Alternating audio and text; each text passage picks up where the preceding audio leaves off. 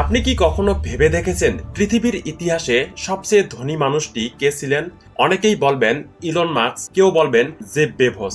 কিন্তু সত্যিটা হলো এই নামগুলোর কেউই ইতিহাসের সবচেয়ে ধনী মানুষের তালিকার কাছাকাছিও যেতে পারেনি। আজকের ভিডিওতে আমি আপনাদের এমন একজন মানুষের গল্প শোনাবো যার সম্পদের পরিমাণ ইতিহাসবিদরাও ঠিক করে হিসাব করতে পারেননি। একজন মানুষ যার দানের কারণে একটা পুরো দেশের অর্থনীতি প্রায় ভেঙে পড়েছিল। আর সবচেয়ে অবাক করা বিষয় হলো এই মানুষটি ছিলেন একজন আফ্রিকান শাসক, একজন মুসলিম সম্রাট।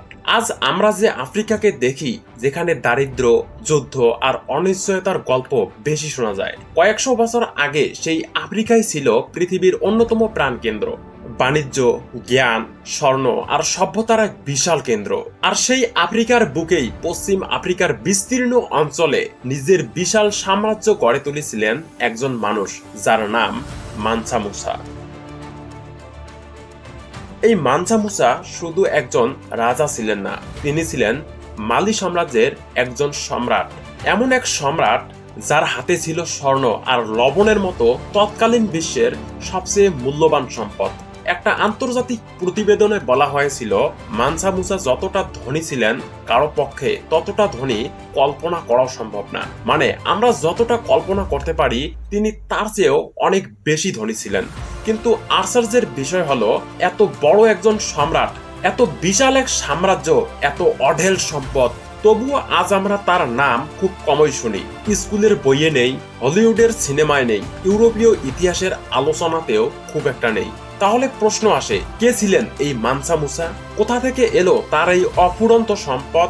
আর কিভাবে একজন মানুষের দান একটি দেশের অর্থনীতিতে ধস নামাতে পারে? এই ভিডিওতে আমরা ধীরে ধীরে মানসা মুসার পুরো গল্পটা জানবো। তার জন্ম, তার ক্ষমতায় আসা, তার বিশাল সাম্রাজ্য আর সেই ঐতিহাসিক হজ যাত্রা যেটা তাকে চিরকালের জন্য বিশ্ব ইতিহাসে অমর করে দিয়েছে। এটা কোনো রূপকথার গল্প না, এটা ইতিহাস, একজন মানুষের অবিশ্বাস্য সত্য গল্প। This is the story of Mansa Musa. এই গল্পটা বুঝতে হলে আমাদের একটু পিছনে ফিরে যেতে হবে। 1300 শতকের শেষের দিকে পশ্চিম আফ্রিকার এক শক্তিশালী রাজ পরিবারে জন্মগ্রহণ করেন মানসা মুসা। ছোটবেলা থেকেই তিনি রাজকীয় পরিবেশে বড় হয়েছেন, দেখেছেন কিভাবে একটি সাম্রাজ্য চলে, কিভাবে শাসকরা সিদ্ধান্ত নেন। তবে মানসা মুসা হঠাৎ করে সিংহাসনে বসেননি। তার আগে মালির শাসক ছিলেন তারই ভাই মানসা আবু বকর। এই আবু বকর ছিলেন এক অদ্ভুত কৌতূহলী মানুষ। তার কৌতূহলের শেষ ছিল না, বিশেষ করে আটলান্টিক মহাসাগর নিয়ে। তিনি জানতে চাইতেন এই বিশাল সমুদ্রের ওপারে কি আছে। চতুর্দশ শতকের সিরীয় ইতিহাসবিদ সিহাব আল উমারি তার লেখায় উল্লেখ করেন, আবু বকর এই প্রশ্নের উত্তর জানার জন্য প্রায় 2000 জাহাজ প্রস্তুত করেছিলেন এবং সেই জাহাজগুলোতে তুলে নিয়েছিলেন হাজার হাজার পুরুষ, নারী এবং দাসদাসী। তারপর তারা আটলান্টিক মহাসাগরের বুকে পাড়ি জমিয়েছিলেন। কিন্তু ইতিহাস এখানেই থেমে যায়। এই অভিযানের পর মানসা আবু বকর আর কখনো ফিরে আসেনি। তার কোনো জাহাজও ফিরে আসেনি, কোনো নিশ্চিত খবর পাওয়া যায়নি তিনি কোথায় গেলেন, কি হলো তার পরিণতি, আজও সেটা রহস্য। যাই হোক, ভাইয়ের এই রহস্যময় অভিযানের পর মালি সাম্রাজ্য শাসক শূন্য হয়ে পড়ে। তখনই উত্তরাধিকার সূত্রে সিংহাসনে বসেন মানসা মুসা। 1322 খ্রিস্টাব্দে তিনি আনুষ্ঠানিকভাবে মালি সাম্রাজ্যের সম্রাট হন। এখান থেকেই শুরু হয় মালির ইতিহাসের সবচেয়ে শক্তিশালী সময়। ক্ষমতায় বসার পর মানসা মুসা ধীরে ধীরে নিজের সাম্রাজ্যকে বিস্তৃত করতে শুরু করেন। তার শাসনামলে যুক্ত হয় আরো 24টি নতুন শহর। মানসা মুসার রাজত্ব ছিল বিস্তৃত। আটলান্টিক মহাসাগর থেকে শুরু করে আইভরি কোস্টের বড় একটি অংশ তার সাম্রাজ্যের অন্তর্ভুক্ত ছিল। এই বিস্তৃত সাম্রাজ্যের সঙ্গে সঙ্গে তার নিয়ন্ত্রণে আসে তৎকালীন বিশ্বের অন্যতম মূল্যবান সম্পদ স্বর্ণ এবং লবণ। এভাবেই মানসা মুসা একজন শক্তিশালী সম্রাট হিসেবে ইতিহাসের পাতা খুলে বসেন, যার নেতৃত্বে মালি সাম্রাজ্য নতুন উচ্চতায় পৌঁছানোর পথে চলতে থাকে। মানসা মুসার রাজত্বের প্রতিটি বড় বাণিজ্যিক কেন্দ্র স্বর্ণ এবং লবণের ব্যবসার জন্য পরিচিত ছিল। এই বাণিজ্য থেকেই তিনি আরো শক্তিশালী হয়ে ওঠেন। বিশেষ করে স্বর্ণের এমন একটি মজুদ তার হাতে ছিল যা ইতিহাসবিদরাও কখনো ঠিকভাবে হিসাব করতে পারেননি। ব্রিটিশ মিউজিয়ামের তথ্য অনুযায়ী মানসা মুসার শাসনামলে তৎকালীন বিশ্বের স্বর্ণের অর্ধেক অংশই ছিল তার দখলে। বড় বড় শহরগুলো স্বর্ণ এবং অন্যান্য পণ্য বিক্রির মাধ্যমে আরো সমৃদ্ধ হয়ে ওঠে। এই ব্যবসা থেকেই মানসা মুসা রাজনৈতিক এবং অর্থনৈতিক শক্তি অর্জন করেন। তবে এই ধন শুধু ব্যক্তিগত অহংকারের জন্য ব্যবহার হয়নি, তিনি তার সম্পদকে সচেতনভাবে ব্যবহার করে সাম্রাজ্যকে শক্তিশালী এবং স্থিতিশীল রাখেন। মানসা মুসার নাম শুধু ধনী হিসেবে নয়, বরং ইতিহাসে তিনি একজন দানশীল ও প্রভাবশালী নেতা হিসেবে আজও স্মরণীয়। তার খ্যাতি বিশ্বের দরবারে পৌঁছায় যখন তিনি হজ পালনের জন্য মক্কার উদ্দেশ্যে যাত্রা করেন 1324 সালে। তিনি সঙ্গে নিয়েছিলেন সৈনিক, মন্ত্রী, কর্মকর্তা, কবি, ব্যবসায়ী, উটচালক এবং 12,000 দাসদাসী। প্রত্যেক দাসের হাতে ছিল 4 পাউন্ড করে স্বর্ণ। প্রতিটি উটের পিঠে বহন করা হতো 50 থেকে 300 টন স্বর্ণ। খাবারের জন্য সঙ্গে ছিল ভেড়া, ছাগল এবং বিশাল ভান্ডার। এছাড়াও তার স্ত্রী এবং পরিবার ছিল তার সঙ্গে। এই হজ যাত্রা যেন এক বিশাল প্রজেক্টের মতো, যা শুধু ধর্মের উদ্দেশ্য নয়, বরং পুরো আফ্রিকার মানুষের কল্পনাকে তাক লাগিয়ে দেয়। যাত্রাপথে মানসা মুসা প্রতিটি শহরে মসজিদ নির্মাণ করতেন, গরিবদের দান করতেন, শহরের শাসকদের উপহার দিতেন। তিনি যেমন স্বর্ণ দান করতেন, তেমনি শিক্ষা, সংস্কৃতি ও ইসলামিক শিক্ষার প্রসারেও অবদান রাখতেন। যাত্রাপথে মিশরের কায়রোতে পৌঁছালে সেখানে তিনি প্রায় 3 মাস অবস্থান করেন।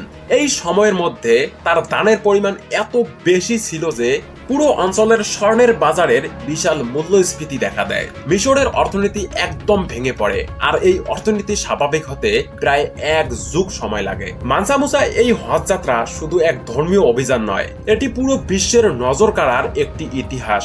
দূর দূরান্ত থেকে মানুষ সিম্বাকটু আসতে শুরু করে, যেখানে তিনি নিজের সাম্রাজ্যের জ্ঞান, শিক্ষা, সংস্কৃতি ছড়িয়ে দেন। এই হজ যাত্রা ইউরোপের বিভিন্ন দেশের লোকমুখে ছড়িয়ে পড়ে। ইতিহাসবিদরা বলেন, মানসা মুসার এই যাত্রা তাকে পৃথিবীর সবচেয়ে ধনী এবং দানশীল সম্রাট হিসেবে প্রতিষ্ঠিত করেন। এই হজ যাত্রার মাধ্যমে মানসা মুসা শুধু অর্থনৈতিক প্রভাবই ফেলেননি, ধর্মীয় ও সাংস্কৃতিক প্রভাবও ছড়িয়ে দিয়েছেন। ইসলামের প্রসার, শিক্ষা প্রতিষ্ঠান, মসজিদ এবং লাইব্রেরি সবই তার এই যাত্রার অংশ। মানসা মুসার হজ যাত্রা প্রমাণ করে কিভাবে একটি সচেতন নেতৃত্ব শুধু নিজের জন্য নয়, পুরো সমাজের অর্থনীতি এবং সংস্কৃতির উপর অসীম প্রভাব ফেলতে পারে। মানসা মুসা শুধু একজন ধনী এবং শক্তিশালী শাসক ছিলেন না, তিনি ছিলেন একজন অত্যন্ত ধার্মিক মানুষ। তার ধার্মিকতা কেবল ব্যক্তিগত চর্চা বা প্রার্থনায় সীমাবদ্ধ ছিল না, বরং পুরো সাম্রাজ্যকে শিক্ষা, ধর্ম এবং সংস্কৃতির দিকে পরিচালিত করেছিলেন। হজযাত্রার শেষে তিনি মালি ফিরে আসেন এবং তার সঙ্গে অনেক ইসলামিক স্কলার, প্রশাসনিক কর্মকর্তা এবং দক্ষ কারিগরদের নিয়ে আসেন। তাদের মাধ্যমে তিনি টিম্বাকটু, গাঁও এবং অন্যান্য শহরকে আধুনিক করে তোলেন। প্রতিটি শহরে তিনি মসজিদ, মাদ্রাসা, লাইব্রেরি তৈরি করেন। এই উদ্যোগ শুধু ধর্মের জন্য নয়, বরং শিক্ষা, জ্ঞান, সভ্যতার প্রসারের জন্য ছিল। বিশেষ করে টিম্বাকটু শহরটি তার সময়েই শিক্ষার এক মহাকেন্দ্রে পরিণত হয়, যেখানে স্থাপিত হয় সানকোর বিশ্ববিদ্যালয়, যেখানে 25,000 শিক্ষার্থী অধ্যয়ন করতেন। লক্ষাধিক পাণ্ডুলিপি সংরক্ষিত ছিল এই বিশ্ববিদ্যালয়ের লাইব্রেরিতে। তৎকালীন বিশ্বে এমন কোনো শিক্ষা প্রতিষ্ঠান ছিল না যেখানে এত বিশাল বই ভান্ডার সংরক্ষণ করা হতো। মানসা মুসার কাজ শুধু শাসন বা বিলাসিতা ছিল না, তিনি ইসলামের শিক্ষা ও সংস্কৃতির প্রসারেও বিশেষ মনোযোগ দিয়েছিলেন। মানসা মুসা দীর্ঘ 25 বছর ক্ষমতায় টিকেছিলেন। এই দীর্ঘ সময়ের মধ্যেই তিনি তার সাম্রাজ্যকে শক্তিশালী এবং শিক্ষার কেন্দ্র হিসেবে গড়ে তুলেছিলেন। তবে প্রতিটি মহাশাসকের মতোই তার জীবনের অবসান ঘটে। 1337 সালে প্রায় 57 বছর বয়সে সম্রাট মানসা মুসা মৃত্যুবরণ করেন। তার মৃত্যু এক দুঃসংবাদ নিয়ে আসে যে সাম্রাজ্য এত বছর ধরে তিনি গড়ে তুলেছিলেন সেটি হঠাৎ করে শূন্য হয়ে যায় না, কিন্তু তার উত্তরাধিকারীরা সেই শক্তি ধরে রাখতে পারেনি। ছোট ছোট রাজ্যগুলো একে একে স্বাধীন হয়ে যায়, অযোগ্য শাসকদের হাতে সাম্রাজ্য কমতে থাকে। গৃহযুদ্ধ, অভ্যন্তরীণ সংঘাত এবং বহিঃশক্তি আক্রমণ সব মিলিয়ে ধীরে ধীরে মানসা মুসার সাম্রাজ্য পতনের দিকে ধাবিত হয়। সম্রাটের মৃত্যুর পর মালির বিশাল সম্পদ এবং শিক্ষা প্রতিষ্ঠানগুলো একসময় অপ্রতিষ্ঠিত হয়ে পড়ে। মানসা মুসার মৃত্যুর পর তার সাম্রাজ্য ভেঙে পড়লেও ইতিহাস তার নাম চিরকাল ধরে রাখে। পৃথিবীর ইতিহাসে সবচেয়ে ধনী মানুষের তালিকায় তার নাম অমর হয়ে আছে। 2015 সালে প্রভাবশালী মার্কিন সাময়িকী টাইম বিশ্ব ইতিহাসের সবচেয়ে ধনী 10 ব্যক্তির একটি তালিকা প্রকাশ করেন। সেখানে সর্বকালের সেরা ধনী ব্যক্তি হিসেবে মানসা মুসার নাম উঠে আসে। আজকের বিশ্বের ধনীরা যেমন Elon Musk, Jeff Bezos, Bill Gates তাদের সঙ্গে তুলনা করলে ইতিহাসবিদরা মনে করেন যতটা আমরা কল্পনা করতে পারি তার চেয়েও অনেক বেশি ধনী ছিলেন মানসা মুসা। কেউ সঠিকভাবে তার সম্পদের পরিমাণ নির্ধারণ করতে পারেনি। ধারণা করা হয় তার সম্পদের মূল্য আজকের দামে $40,000 কোটি কাছাকাছি হতে পারে। এটি কেবল কল্পনা নয়, এটি একটি বাস্তব ইতিহাস। এভাবেই শেষ হলো মানসা মুসার গল্প। একজন মানুষ যিনি জন্মেছিলেন 1280 সালে, যিনি এক বিশাল সাম্রাজ্য পরিচালনা করেছিলেন, যিনি পৃথিবীর ইতিহাসে সবচেয়ে ধনী ব্যক্তি হিসেবে তার নাম লিখিয়েছিলেন এবং যিনি শিক্ষা, ধর্ম এবং সংস্কৃতির প্রসারেও অবদান রেখেছিলেন। তো বন্ধুরা, এই ছিল আজকের ভিডিওটি কেমন লেগেছে অবশ্যই কমেন্ট বক্সে জানিয়ে দিবেন।